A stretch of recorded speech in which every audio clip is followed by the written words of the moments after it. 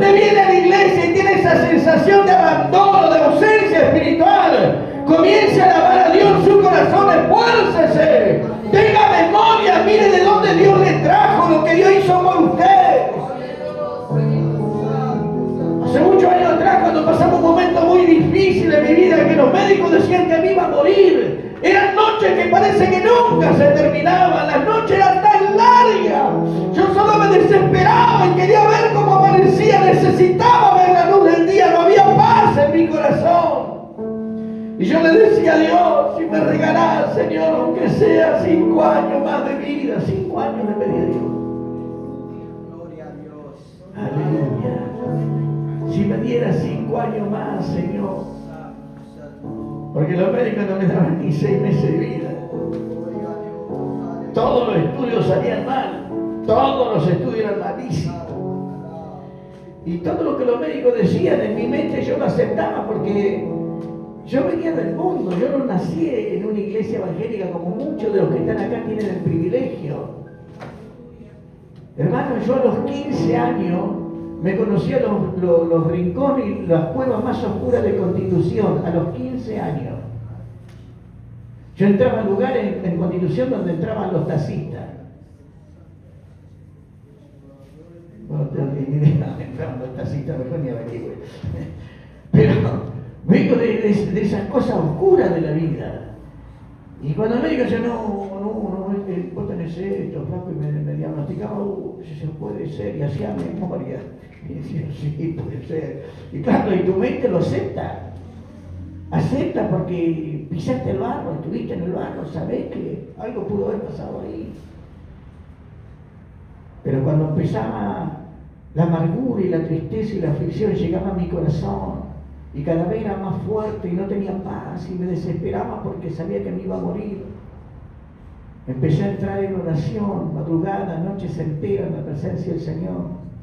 Y le decía a Dios, si me diera 5 años más, Señor. Y le decía, me trajiste a la iglesia, porque cuando yo conocí la iglesia, era otro planeta la iglesia. Yo vine a la iglesia y yo siempre lo cuento, pero no lo cuento para ganar, no digo, lo que era el hermano, no, pero un cachivache cuando vine a la iglesia. Pantalón chupino, el pelo largo hasta la cintura, lleno de collares, de anillos. Y me paraba en el fondo allá y creía que era He-Man. El espíritu que dentro mío me llevaba viendo. Peleador, peleaba con todo el mundo, no había nadie con quien no me peleara. Al único que respeté toda mi vida y nunca le levanté la mano fue a mi papá, pero después le pegué a todo el mundo. Era peleador, me gustaba pelea y ahí estaba yo. Y no importa si era policía, si era lo que sea, no le hacía pues nada. Aleluya. Y cuando vine a la iglesia y empecé a ver en la iglesia a las chicas bien vestiditas, con polleritas, con camisitas de vestir, que eran tan lindas. Yo conocía a otras chicas, pero no eran como las de la iglesia.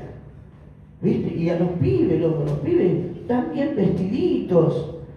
Yo a los chicos nunca le dije, ustedes a mí me tienen que venir así, pero siempre me traté de vestir bien. Y ya, tira facha. Me he visto bien porque quiero que ellos se vistan bien. Porque si nosotros no somos ejemplos, ¿de dónde van a encontrar ejemplo ellos? ¿Quién va a ser ejemplo para ellos si nosotros que estamos acá no somos ejemplo? Para los hermanos que vienen, para los nuevitos, ¿quién va a ser ejemplo para ellos si no somos ejemplo nosotros? Aleluya. Me acuerdo que cuando llegué al Señor no tenía trabajo, tenía el pelo largo por la cintura, todo porrudo, lleno de anillos. Me ponía esas camisas de bambula con el pantalón vaquero apretado y me iba a la iglesia y creía que iban 10 conmigo, iba yo solo. Y me acuerdo que el hermano Luis Toro salía a la puerta y me abrazaba cuando me veía llegar. Y claro, todos los pibes allá usaban saco, corbata, camisita, bien vestido. El único que parecía era yo, era el único, rompía toda la armonía de la iglesia. Y el hermano Luis me decía, hijo, si yo te regalo una corbatita, vos te la ponés. Y yo lo miraba a Luis. Luis no sabía que se estaba por una mina. Él no sabía. Y yo lo miraba a Luis como para invocarlo. ¿qué le pasa a este dama de corbata? Y entonces cuando me decía, hijo, qué lindo te quedaría una camisita. No, hermano, no tengo trabajo, estoy sin trabajo. Pídale a Dios, no yo, vos pedile a Dios que me dé un trabajo. ¿Sabés qué le dije eso el día miércoles? El sábado me consiguió trabajo. Me mandó con el cuñado de él, el cuñado no con los patrones, y me llevó a trabajar en Emporio del Tanque, un taller metalúrgico allá en Pasco y General Belgrano. No me olvido nunca porque entré y me salvé en ese trabajo. Los dueños me agarraron para ellos, ¿viste?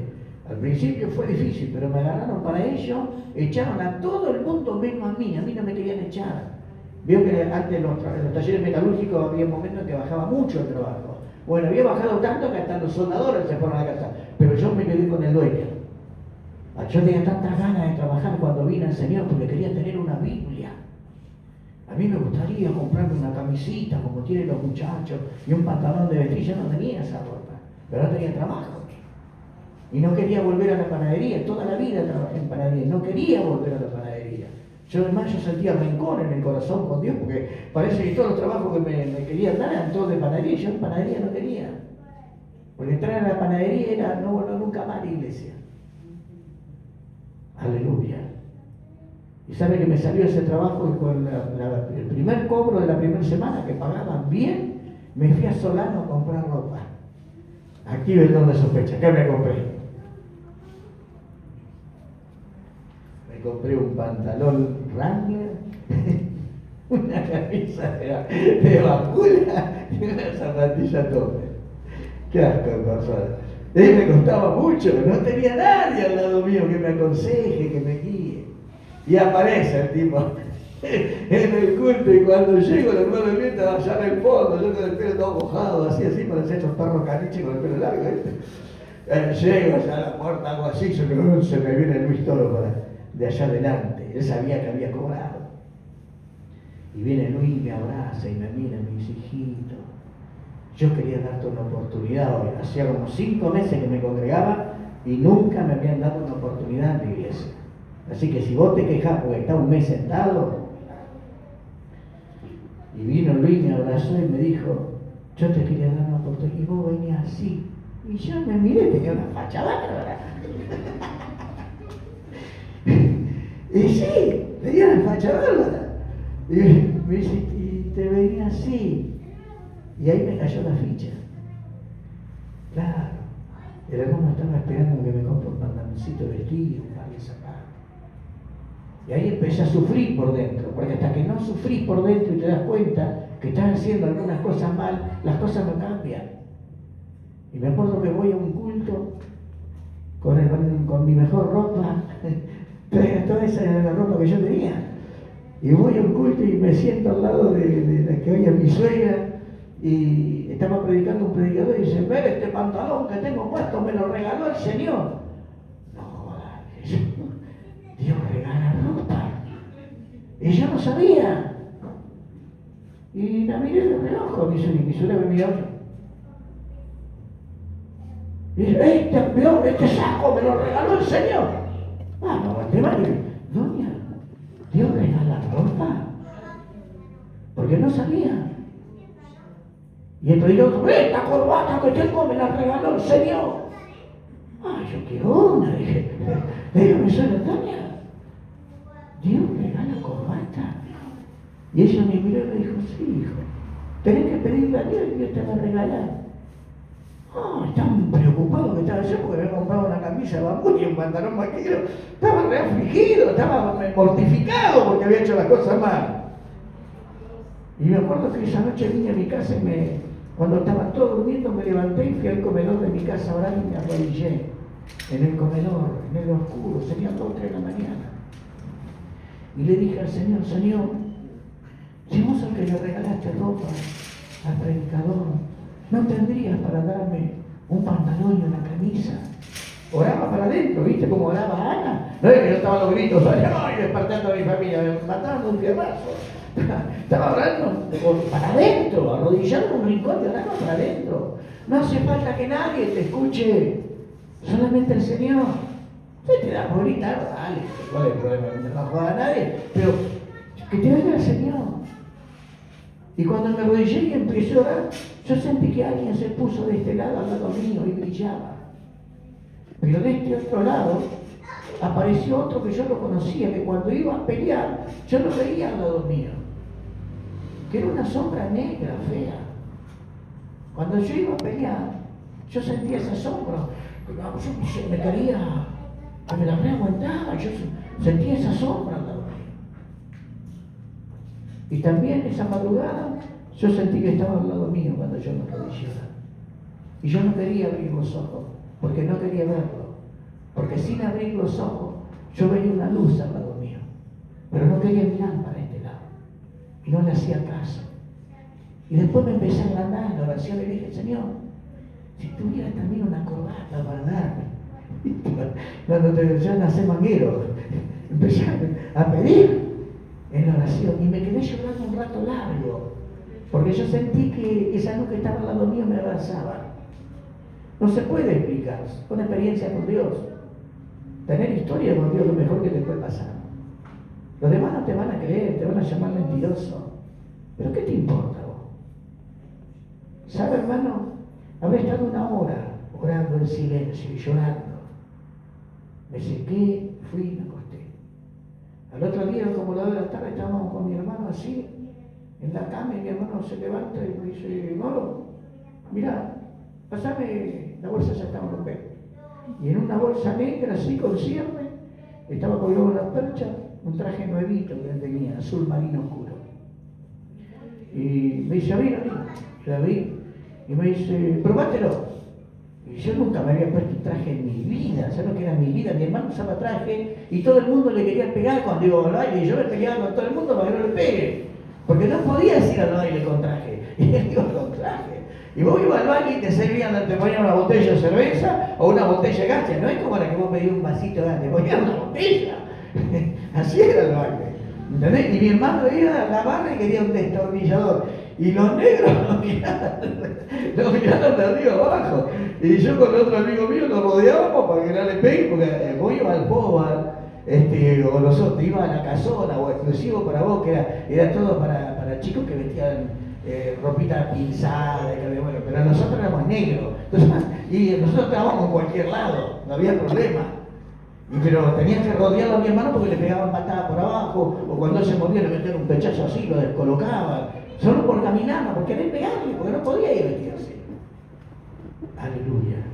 Y yo quería ver cómo me quedaba. Y entonces me dice, ponelo, probátelo. Ponete la camisa. Tenía una camisita blanca con cuello chiquitito y una corbata negrita con florcita finita. ¿Se acuerdan que antes las camisetas eran más finitas que esta, las corbatas? Y me puse la camisa y me quedó, pero al talle, lo habían hecho para mí. Y me puse el pantalón y me puse el saco. Y me miré en el espejo y con el pelo largo me quedaba joya. Y me dice mi hermano, te lo regalo. Dije, no, porque él se estaba por casar y se había peleado con la novia. Entonces el traje quedó en el ropero, no se lo puso nunca más. Me dijo, si vos no lo agarrás, lo saco afuera y lo quemo. ¿Cómo lo vas a quemar? Bueno, ¿lo querés o no lo querés? Y mi hermano era medio loco, si te decía que me hacía, lo hacía. Yo, no, dámelo. Y me acuerdo que ese día cuando me puse por primera vez el traje para ir a la iglesia, yo salí hasta la esquina antes de ponerme el traje y miré que no esté el corbaje, porque a la vuelta de mi casa habíamos a un hombre que es vecino de acá derecho, que hay un montón de pino en la vereda, le cortamos el pino. Tenía un pino como de 10 metros de alto y se lo cortamos. El tipo se sentó y nos miraba como le cortamos el pino. Lo pusimos, lo pegamos todo en la vereda, lo pusimos en el hombro, yo y mi amigo y lo llevamos para el barrio. Hicimos un asiento en la vereda de él. Clavamos la boqueta acá, ¿no? Y pusimos un asiento. Y no pasaba nadie sin que nosotros le dijéramos algo. Ya estábamos de la mañana a la noche jodiendo en ese asiento. Y entonces, como yo sabía que iba a estar todo el cuervaje ahí, fui hasta la esquina y espié. Y como no había nadie, vine corriendo, me puse la corbata, agarré la Biblia y salgo corriendo. Y cuando salgo corriendo, cruzando la esquina, me vieron los muchachos. Yo no sé de dónde salieron. Me corrieron hasta la parada del colectivo.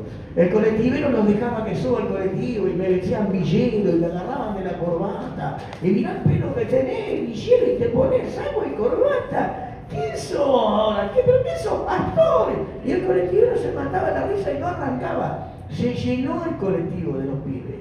Y me verduguearon hasta Salta y Vinón, que no estaba la iglesia. Y yo me bajé en Salta y Vinón, no sé qué pasó con ellos porque no lo vi más. Llegué así, con la cabeza así a la iglesia. Apenas llegué, ¿viste cuando te falta el aire para caminar? Llegué destruido. Y cuando estoy llegando a la puerta de la iglesia, el hermano Luis Toro que estaba sentado bajó corriendo, vino y me abrazó y empezó a hablar en lengua. Yo lo abracé y me puse a llorar porque en otro momento hubiese matado 2 o 3 de eso. Pero algo había pasado conmigo. Es tener historia con Dios. Esas cosas están guardadas en el cofre de los mejores recuerdos que tengo en el Señor, de los días difíciles de mi vida. Entonces, cuando yo siento sequedad en mi corazón, vuelvo a ese tiempo, o vuelvo a las noches donde Dios me hablaba, aleluya, donde yo le podía contar a Él que yo quería servirle, que quería aprender a leer la Biblia. Yo hablaba con Dios. Entonces yo vuelvo a esas noches, a las noches en las que me tocó estar sentado en la guardia de un hospital, porque no sabía qué iba a pasar. Y yo hablaba con Dios. Entonces vuelvo a esa noche donde yo le pedía por favor a Dios otra oportunidad. Y pasaron muchos años y estoy parado acá, tengo historia con Dios. Y usted debería hacer eso esta noche. Cultive su historia con el Señor. Hable con el Señor, cuéntele a Dios sus penurias, pero espere que Dios también le dé la victoria en esa área para que usted tenga guardado en el corazón, para que la sequedad no lo alcance, y si en algún momento te alcanza, porque es parte de la naturaleza, del clima espiritual en el que vivimos, que vamos a tener luchas terribles, que te van a vaciar, te van a secar el alma la lucha muchas veces, pero restaurate en Dios. Volvé a ese tiempo con Dios, ese tiempo de crisis, de lucha, donde le hiciste promesa, Dios, volvé ahí. Y acordate que tenés mucho para agradecer. La Biblia dice que al que poco se le perdona, poco ama. Y es cierto. Si vos no sentís que Dios te ha perdonado cosas en tu vida, y vas a tener una historia muy corta con Dios. Pero si haces memoria de dónde te trajo el Señor y las brutalidades que Dios pasó por alto en tu vida, entonces vas a amar mucho a Dios. Pero no dejes que el diablo cauterice tu memoria, que te haga olvidar de dónde te sacó el Señor. No lo permitas. Dijo nuestra hermana leyendo Colosenses 2, para el que no lo encontró, Colosenses 2, del verso 2 en adelante. Habla y dice el apóstol Pablo, escribiéndole a la iglesia de Colosa, una iglesia perseguida, le dice: porque nosotros estábamos muertos a nuestros delitos y pecados, mas Cristo, dice, exhibió un documento que nos era contrario y lo clavó en la cruz frente a principales y potestades. Principados y potestades, no estaba hablando del imperio romano, que como contaba la hermana, lo legal era cuando se cancelaba una deuda, en la puerta de aquel deudor se clavaba el documento, para que todo el mundo vea que ese hombre saldó la deuda con el imperio.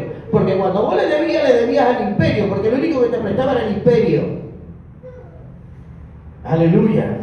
Pero cuando el apóstol Pablo escribe esta palabra, dice ante principales y potestades, habla de demonios, de fuerzas demoníacas, del mundo espiritual, que estaban observando la obra vicaria de Cristo en la cruz del Calvario, la obra de redención, el perdón que generó la muerte de Cristo en la cruz del Calvario para toda la humanidad. Los demonios, los principados, las potestades, las autoridades, las huestes de maldad de las regiones celestes clavaron sus ojos en ese documento que decía: cancelado es. El hombre ya no vivirá separado de Dios por causa del pecado, porque yo cancelé la deuda. Aleluya. Y nos olvidamos de eso. De eso nos olvidamos nosotros. ¿Dónde? ¿Quién? ¿Cómo? Les leo rápido esta palabra. Libro de Apocalipsis, capítulo 2. De la Odisea lo leen ustedes. Sí, tengo que leer la Biblia. ¿Qué les pasa a ustedes? Ustedes conocemos que vienen todos los miércoles. Y los que no vienen los miércoles, Damarín, ¿qué le queda a los que vienen los miércoles también? Hagan un esfuerzo, hermano, vengan los miércoles a la escuelita bíblica. Después van a ir a pagar a otro lado para que les enseñen lo que les quieran enseñar. Porque ¿saben que están enseñando los sustitutos bíblicos de las iglesias ahora? Mayordomía. No está mal, está bien. Pero si vos no sabés más, si vos ganas 20.000 pesos por mes y no sabes cómo vas a emplear esos 20.000 pesos en tu casa, cuando tu hijo no tiene zapatillas, cuando tenés que comprar pan, cuando tenés que comprar la leche, cuando tenés que apartar para viajar al otro día, cuando tenés que comprar remedios, eso es mayordomía pura. No, hermano, estamos hablando de mayordomía espiritual. ¡Nunca te van a dejar ejercer mayordomía espiritual en la iglesia! ¡Nunca! ¡Aleluya! La Biblia es Biblia pura, son 66 libros con historias que hablan de vos, de mí y de los que murieron antes de nosotros por la causa de Cristo. Y esas cosas las tenemos que meter en el alma, en nuestro corazón. Las vas a aprender en la iglesia si te esforzás. Si te perdés eso, y vas a ir a otro lugar donde te van a enseñar mayordomía, administración. Te van a dar un bachillerato de administración. ¿Y a quién va a administrar? ¿No sabes administrar tu casa? ¿Cómo haces con tu mujer y tus hijos? ¿Que no pagás la luz? No, sí, hay que pagar la luz. De alguna forma la vamos a pagar. Se llama administración. Aleluya. O hay colectivo de no tengo más, viejo te ¿cómo? Tenés que pagar. Se llama administración, tenés que saber administrar. La iglesia te tiene que enseñar la Biblia, el instituto bíblico te tiene que enseñar la Biblia, tus raíces. Yo le decía a los hermanos, porque voy a un montón de iglesias donde creen que somos pentecostales porque somos gritones y gritamos mucho. Por eso nosotros somos pentecostales, tenemos que gritar, hermano. No, que gritan, silban, gritan. No. Eso no es el pentecostal. Cuando la Biblia, ¿sabe que a la iglesia se la llamó pentecostal hace unos 100 y pico de años nada más? Pero la fiesta del Pentecostés se desarrolla en el primer día de la iglesia, en Jerusalén, una fiesta judía. Mientras los judíos celebraban la fiesta del Pentecostés en el templo, donde solo podían entrar los judíos, en el aposento alto, en una casa de familia, un número como de 120 convertidos a Jesucristo estaban orando, esperando la promesa. Y en ese día de la fiesta del Pentecostés para el pueblo judío se derrama el Espíritu Santo en el aposento alto. Y muchos tienen una confusión terrible y creen que son pentecostales porque Dios lo bautizó con el Espíritu Santo. No tiene que ver. Bueno, eso se enseña en la escuelita para que usted tenga noción, tenga identidad. Pero para eso tiene que venir, pues yo no voy a enseñar a su casa. Venga los miércoles a la escuelita y aproveche, que es gratis, que no se cobra nada. Dice el libro de Apocalipsis, capítulo 2, lo leemos rápido, usted ya sabe esto, pero lo vamos a leer. Verso 1, capítulo 2, verso 1. Es el mensaje a las 7 iglesias, en este caso a la iglesia de Éfeso. Amén. Usted tiene el privilegio de que tiene el conocimiento al alcance de la mano, hermano. Que cuando alguien le lee un texto, usted está sabiendo de qué están hablando. Yo a los chicos les digo, cuando leen la Biblia leemos, y ahora leemos para entender. A ver, la iglesia donde te leen y te enroscan y te venden un camello con una carga de plata y oro arriba, no tiene nada que ver lo que te están vendiendo. Pero la iglesia, un pastor amigo que invitó a un predicador que es re famoso y habló de que el siervo del rey Usía, que estaba enfermo, vino con camello lleno de regalos y vino a buscar la profecía del profeta y el profeta le dijo, ¿a qué vienes? Y él le dijo, mi Señor me ha enviado porque está enfermo y quiere saber si la enfermedad que tiene vivirá o morirá. Y el profeta lo miró y comenzó a llorar. Y el siervo se comenzó a poner colorado porque lo veía el profeta llorar. Y le dice, mi Señor, ¿por qué lloras? Porque yo veo lo que tú harás con mi pueblo Israel, cómo matarás a las mujeres embarazadas y a los niños y atravesarás con tu espada mi pueblo. Yo lo veo. Claro, porque el corazón de ese siervo era quedarse con el reinado de su Señor. Y entonces le dice, ¿vivirá mi Señor o no? Deja de llorar. Y él le dice, tú lo sabes. Y él volvió a la casa de su Señor y el Señor le preguntó, ¿qué dijo el profeta acerca de mi enfermedad? ¿Viviré o no viviré? Sí, mi Señor, vas a vivir, pero no mucho. Y mientras el Señor dormía, lo mató. Y luego fue el rey de ese reinado tan impío que trajo tanto dolor. Pero este predicador le decía, usted no quiere ser como este hombre enviado por el rey que viene lleno de regalos, no le gustaría, usted es un terrible asesino, degenerado, corrupto. Pero corrompen la palabra para la gente que no tiene conocimiento, y los hermanos aplaudían. Y yo vi que Mónica aplaudía, yo no aplaudía, ¿no ves que está mintiendo? ¿No ves que está transgiversando la palabra? La Biblia dice lo que dice, no lo que vos o yo queramos decir. Es lo que dice. Y la tenemos que leer para entender. Dice el capítulo 2, verso 1, escribe al ángel de la iglesia de Éfeso, el que tiene los 7 estrellas en su diestra, el que anda en medio de los 7 candeleros de oro, dice esto, el que tiene las 7 estrellas, el que tiene los 7 candeleros. ¿Quién era? ¿Quién era el que tiene todas esas virtudes? Bueno, tarea para el próximo curso. Son de terror. Aleluya, dice esto: yo conozco tus obras y tu arduo trabajo y tu paciencia, y que no puedes soportar a los malos, y has probado a los que se dicen ser apóstoles y no lo son, y los has hallado mentirosos, y has sufrido y has tenido paciencia, y has trabajado arduamente por amor de mi nombre, y no has desmayado. Pero tengo contra ti que has dejado tu primer amor. Recuerda, por tanto, de dónde has caído, y arrepiéntete, y haz las primeras obras, pues si no vendré a ti pronto, aleluya, y quitaré tu candelabro de su lugar, si no te hubieres arrepentido. La iglesia de Éfeso era la iglesia más extraordinaria que pudo haber gestado el apóstol Pablo en su viaje misionero. Desde Éfeso, hermanos, se distribuye por todo el imperio de Roma el mensaje del Evangelio. Éfeso era una ciudad extraordinaria, pero sumamente pagana e idólatra. La Biblia dice que en Éfeso había una de las 7 maravillas del mundo antiguo, que era el templo de la diosa Diana.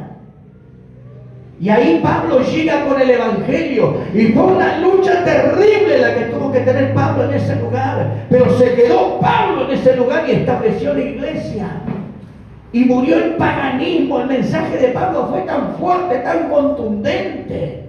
Estuvimos enseñando algo de eso en el libro de Hechos de los Apóstoles, hablando de los grandes viajes misioneros de Pablo que se tiene que establecer en Éfeso, de donde él logra conquistar todo Asia con el Evangelio. Pero primero había que conquistar Éfeso. Y fue duro, y probó el látigo del centurión romano, y probó la cárcel de más al fondo. Aleluya. Y tuvo que esconderse, y fue perseguido, y fue encarcelado, y cuántas, pero prevaleció. Porque hacer la obra de Dios no es fácil. Hay lucha, hay oposición. Y se requiere que los que quieran servir a Dios lo entiendan. No te van a aplaudir, no te van a pasar la mano en el lomo porque estás haciendo lo que está bien. Estás luchando con fuerzas espirituales que no ven, que se oponen a que el reino de Dios siga avanzando. Ahí establece Pablo, aleluya, la iglesia de Éfeso. Y llegó a ser la iglesia de Éfeso, la iglesia predicadora del mundo antiguo. La gente de Éfeso eran verdaderos predicadores, hombres laboriosos para la obra del Señor. Se desparramaban por todo el imperio de Roma, llevando el mensaje, exponiéndose aún a la misma muerte, porque el imperio de Roma mataba a los cristianos.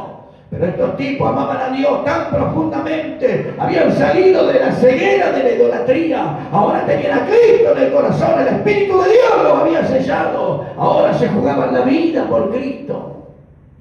Pero muy poco tiempo pasó, aleluya, cuando el imperio fue conquistado por la palabra del Señor, la iglesia creyó que era tiempo de descansar. Aleluya. Nosotros tenemos una iglesia tan linda que lo hicimos en tan poco tiempo, pero falta tanto para terminar. Pero es como que descansamos. Y me pasa a mí mismo me pasa, porque sin la ayuda de nadie yo podría seguir construyendo acá. Pero puse otras cosas por delante, estoy haciendo otras cosas. Debería hacer la parte de adelante, debería hacer la parte de allá arriba, debería hacerlo. Pero entramos en un estado como de comodidad, como que es suficiente, ¿para qué queremos más? Aleluya. Y entonces aparece la carta de Apocalipsis. Este es el último libro de la Biblia que nosotros conocemos, porque hay un libro que todavía no se terminó. Amén. Aleluya. Pero en el canon bíblico, para nosotros es el último libro. Y en este último libro, el apóstol Juan, exiliado en la isla de Patmos, tiene una revelación extraordinaria. Y en esa revelación Dios dirige su mensaje, su primer mensaje a la iglesia de Éfeso. Aleluya. Y se presenta el Señor en la carta, el que tiene las 7 estrellas en su diestra, el que anda en medio de los 7 candeleros de oro, dice esto: yo conozco tus obras, tu trabajo, cómo trabajas de forma incansable. Aleluya, cómo te esfuerzas, con cuánta amor haces las cosas. Aleluya, que te molesta aquellos que dicen que son apóstoles y no lo son, porque no había más. Pero muchos venían y se daban el título de apóstoles en la iglesia y se metían encubiertamente con mensajes heréticos para la congregación. Aleluya. Y la iglesia de Éfeso los resistía. La iglesia de Éfeso era la iglesia creada por el apóstol Pablo, un maestro de la palabra. El tipo era una eminencia y preparó obreros, pero de un nivel extraordinario. Y no preparó apóstoles, preparó discípulos. Aleluya. Tipos que conocían la palabra.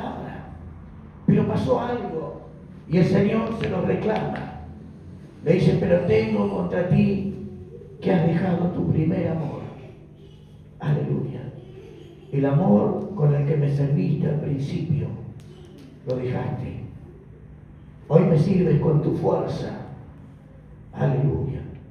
Hoy me sirves si tienes tiempo, si te queda cómodo, o si no tienes alguna otra prioridad por delante que te impida acercarte a mi altar. Y le dice el Señor: mira por tanto de dónde has caído, porque en algún punto de nuestra vida cristiana nos deslizamos. En algún punto de nuestra vida cristiana hemos cometido algún error, y ese error nos llevó hacia abajo.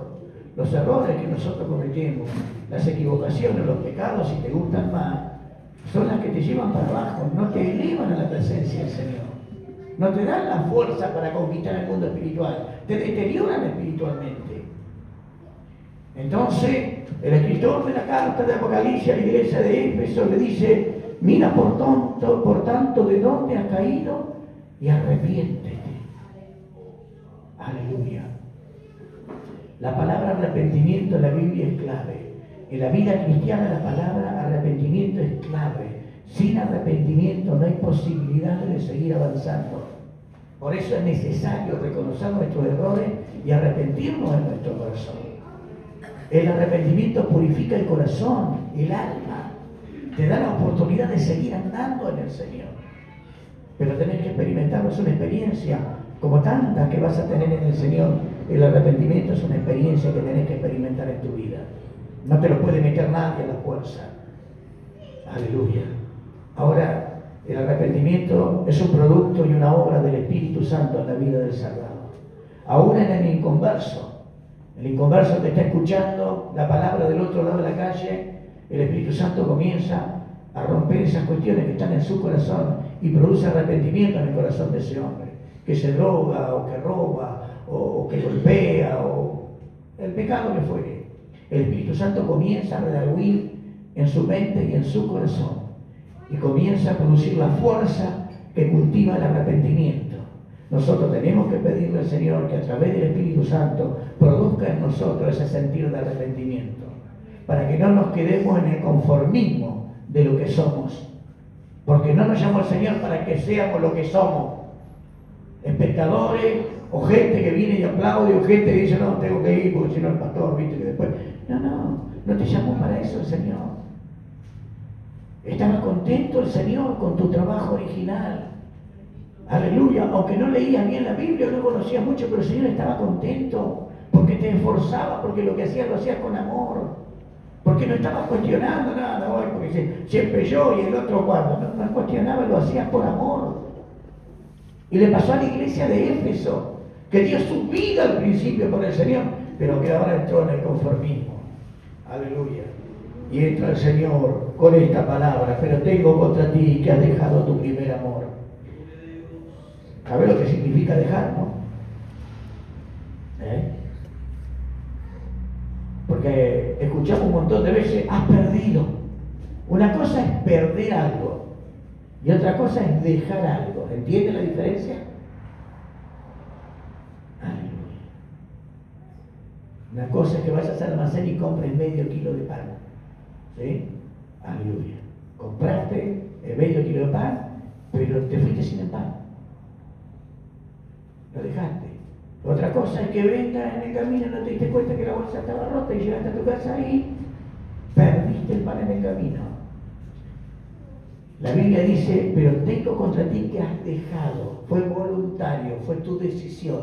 Vos lo dejaste. Una vuelta vino una hermana llorando muy mal porque había pasado momentos muy feos en su vida después de haber sido una persona extraordinariamente noble en el Señor, de mucha bendición para la iglesia, se convierte en una carga terrible para ella misma. Y vino y se paró en la vereda y me llamó. Yo me acerqué por respeto, le dije, ¿cómo estás, hermana? Y llorando me gritó y me dijo, ¿dónde está el Dios de amor que vos me predicabas? Pero sí, como echándome la culpa a mí de su estado. Y yo la miré y le dije, hermana, hacé memoria, Él está donde vos lo dejaste.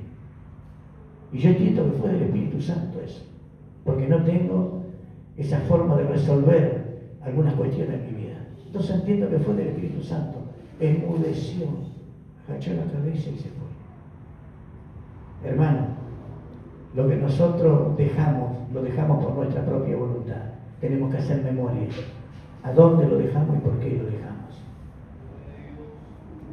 La carta dirigida a la iglesia de Éfeso era dirigida con amor. Amén. Pero tengo contra ti que has dejado tu primer amor. Recuerda, por tanto, de dónde has caído y arrepiéntete. El Señor ve, aleluya, el abandono de ese amor como una caída. Y nosotros tenemos que entender que el camino cristiano siempre es hacia arriba, nunca es hacia abajo. Por eso resuelve esta palabra el escritor y le dice, por tanto, recuerda y mira de dónde has caído y arrepiéntete y vuelve a las primeras obras, porque si no, te quitaré el candelabro de su lugar. ¿Sabes lo que es el candelabro? ¿Para qué servía el candelabro? Hay un texto muy lindo en el capítulo 119, versículo 105, que dice, lámparas a mi pie tu palabra y lumbrera en mi camino. Y se lo enseñé un montón de veces, que no había luz eléctrica en Israel. Y cuando había que salir a caminar en los caminos era sumamente oscuro. Entonces ataban una lámpara en los zapatos y caminaban, y a medida que iban caminando la lámpara iba alumbrando el camino. Lámparas a mi pie tu camino. Candelabro servía para alumbrar. ¿Te imaginas, hermano, después de haber conocido la luz del Señor, vivir en la más terrible de las oscuridades? Porque lo decidiste de esa manera. Por tanto, mira de dónde has caído y arrepiéntete, para que no quite yo el candelabro, aleluya, de su lugar. Aleluya. Recuerda, por tanto, de dónde has caído y arrepiéntete y haz las primeras obras, pues si no vendré pronto a ti y quitaré tu candelabro. Te quito la luz. Sin luz no se puede vivir. ¿Te imaginaste en algún momento de tu vida cómo debe vivir una persona que no ve? ¿Cómo podrías hacer tú si en algún momento de tu vida te quedas sin la visión? ¿Cómo harías? ¿Cómo vivirías? ¿Cómo caminarías? ¿Cómo sobrevivirías en este mundo? El candelabro es la luz. El Señor dice, arrepiéntete porque vendré pronto a ti. El Señor nos bendiga esta noche. El Señor nos ayude. Aleluya. Que el Señor nos dé la capacidad de comprender que Dios espera mucho de nosotros. Y que cada uno debe resolver en su corazón qué le está dando al Señor. No hablo de plata. No malinterprete. ¿Qué le estás dando de tu vida al Señor? ¿Qué parte de tu vida le ofrendaste al Señor? Aleluya. Porque quiero decirte algo esta noche. Dios no quiere ni el 10, ni el 20, ni el 30, ni el 50, ni el 80 de tu vida. Dios quiere el 100% de tu vida. Él lo quiere todo. Y a veces nos reservamos parte de nuestra vida para nosotros. Y con esa parte de nuestra vida es con la que caemos y nos deslizamos permanentemente. Aleluya. Que el Señor nos ayude esta noche a tener conciencia de las decisiones que vamos tomando en el camino, a tener conciencia de las cosas que tenemos por hacer adelante de nosotros. Que Dios nos dé sabiduría, que Dios nos dé la fortaleza, que Dios nos dé la gracia recordar de dónde nos sacó el Señor. Estamos en lo más vil del mundo, en lo más oscuro, en lo más pecaminoso. De ahí nos trajo el Señor y nos hermoseó y puso luz, aleluya, a nuestro alrededor. Y de pronto nosotros decidimos vivir bajo esa luz, pero de cualquier manera. Y hay una exigencia en el Señor. Debemos observar nuestro camino. Cada una de nuestras decisiones tiene que condecir con lo que Dios quiere para nosotros. No podemos decidir sabiendo que no le agrada a Dios lo que estamos haciendo. Amén. Y sin ser profundo, vamos a ponernos de pie, vamos a orar. Porque tardaría para ser profundo esto. Aleluya. Que el Señor nos bendiga esta noche, que el Señor nos ayude. Esfuércese por agradar al Señor. Esfuércese por servir al Señor. Usted sabe cómo hacerlo, tiene los medios, Dios le dio los medios para que le sirva. Sírvale. Hay tanto por hacer, hay tanto lugar en la iglesia por ocupar y nosotros preocupados por nuestras cuestiones. Y Dios está contando con nosotros. Aleluya. Señor nos ayude esta noche y nos bendiga. Cierre los ojos, vamos a estar orando, vamos a darle gracias al Señor, que el Señor nos ha permitido estar en su presencia esta noche. No se olvide que estamos con la consigna del Día del Niño. Estamos juntando cajas de alfajores, bolsas de caramelos, no caramelos caros ni alfajores caros. ¿Amén? Si van a comprar bolsa de caramelos, compren esa que trae 174 o 196, no me acuerdo, pero es la bolsa de caramelos comunes. Tenemos que comprar por lo menos 15 de esas bolsas. Necesitamos comprar, si las cajas de alfajores son de 40 y necesitamos también 15, porque no más necesitamos, porque son 350 bolsas y 2 alfajores por bolsa, son 700 alfajores. Estamos en el horno. Los chupetines lo mismo, van 2 chupetines por bolsita. Y los caramelos metemos 6, 7, según la bolsa que tengamos, podemos poner un poquito más o un poquito menos. ¿Amén? Así que hay una moneda importante ahí. Los que quieran colaborar, cuando cobren, vaya y compre por su cuenta. Venga, pastor, traje esto, hermano, traje esto, y vamos sumando. Y los que están vendiendo ahí están juntando para comprar los juguetes. Ojalá que alcance, porque si no también vamos a tener con los juguetes. Todavía no digo nada. ¿Hoy cuánto es? 22 de agosto. La semana que viene entra el manguero. Que no vengan. No, la semana que viene vamos a comprometernos para juntar plata para comprar. Para comprar nosotros las golosinas. Vamos a creer que con las ventas se van a poder comprar los juguetes. Pero vamos a juntar plata para comprar las golosinas. Amén. Todos los que quieran colaborar, igual.